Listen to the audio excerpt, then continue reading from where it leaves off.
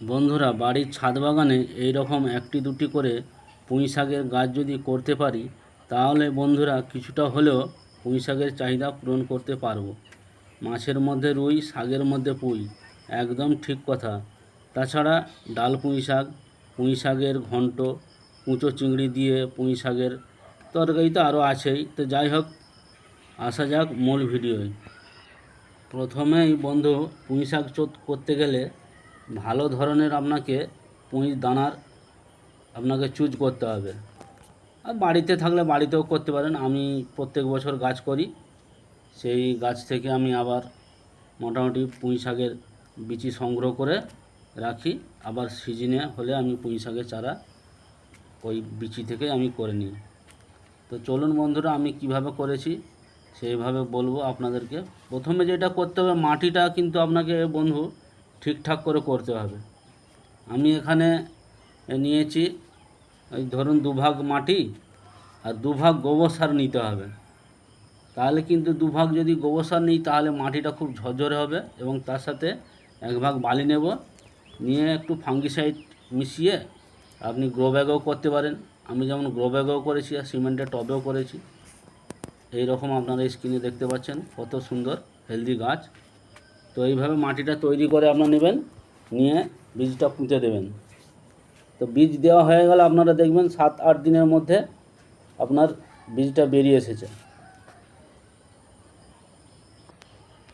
তারপর বন্ধুরা, বীজ থেকে যখন চারা বেরিয়ে আসবে, আরও ধরুন আপনার ওই 15-20 দিন পরে আপনি ওই গ্রো ব্যাগে যে আর ওই সিমেন্টের টব বলুন যাই বলুন, ওতে যে চারাগুলো বসাবেন তার মধ্যে 2-3টি চারা আপনাকে ভালো দেখে চুজ করতে হবে। আমরা এতগুলো টবে বা গ্রো ব্যাগে চারা রাখবো না। ছাদ বাগানে করতে গেলে 2-3টার পর্যন্ত করা যায় আর কি। তো আপনারা সেই রকম সুস্থ সবল গাছ দেখে 2-4টে রাখবেন। যেমন আমি এই সিমেন্টের টবে আমি 1টি করেছি, করার পর তারপর আপনার এই ডগাগুলো আমি ছেঁটে দিলাম। 1টি পুঁই শাকের ডগাটা যখন এক হাত হয়ে গেছিলো, আমি একটু ডগাটা প্রুন করে দিই আর কি। প্রুন করে দেওয়ার পর তারপরে এই এত শাঁখা মাশাখা বেরিয়েছে, আপনারা তো দেখতেই পাচ্ছেন। আর একটা আমি যেটা বন্ধ করেছি আপনার ওই গ্রো ব্যাগে, সেটা আপনারা দেখতে পাচ্ছেন কত সুন্দর।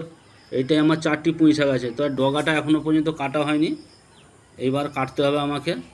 এইভাবে প্রস্তুত করে আমি ওই মাটি তৈরি করে চারাটা বসিয়েছিলাম, বীজটা তৈরি করেছিলাম আমি। তা দেখুন বন্ধুরা, নিচ থেকে কত সুন্দর হেলদি গাছ। হ্যাঁ, আপনারা করুন। আর সবচেয়ে বড় কথা, আপনারা এই যে সিমেন্টের টব হলে আপনারা এই যে ধরুন আপনারা বাউন্ডারি ওয়াল আছে ছাদের, ওই বাউন্ডারি ওয়ালে আপনারা ভালোভাবে বসিয়ে দিলেন, দেখবেন নিচের দিকে যে ডাউন মতো ছাদটা আছে ওতে খুব সুন্দরভাবে লতি আসবে। আর ওই সিমেন্টের টবটা বন্ধুরা আমার বাউন্ডারি ওয়ালেই ছিল। আর এইটা আমি এইভাবে মাচা তৈরি করছি, চারদিকে আপনি 4টা স্টিক করে নেবেন, নিয়ে ওতে সুন্দর করে সুতো দিয়ে বেঁধে দেবেন। আর কিচ্ছু করতে হবে না বন্ধুরা। তারপরে মাঝে মাঝে আপনারা কাটবেন আর খাবেন, দেখবেন প্রচুর অসংখ্য ডালপালা, যত কাটবেন তত হবে, অসংখ্য ডালপালা বেরিয়ে আসবে। তো আমি ওই গ্রো ব্যাগে যেটা আছে আমার, ওইটা এখনও কাটা হয়নি, ওইটা কাটবো। কাটা হয়ে গেলে অসংখ্য ডালপালা সব বেরিয়ে আসবে। তো ভালো থাকবেন বন্ধুরা, সুস্থ থাকবেন। এই রকম নতুন নতুন ভিডিও পেতে চ্যানেলটি সাবস্ক্রাইব করুন, আর বেল নোটিফিকেশনটা অন করে দেবেন, যাতে আমি ভিডিও চালে সঙ্গে সঙ্গে আপনাদের কাছে পৌঁছে দিতে পারে। নমস্কার।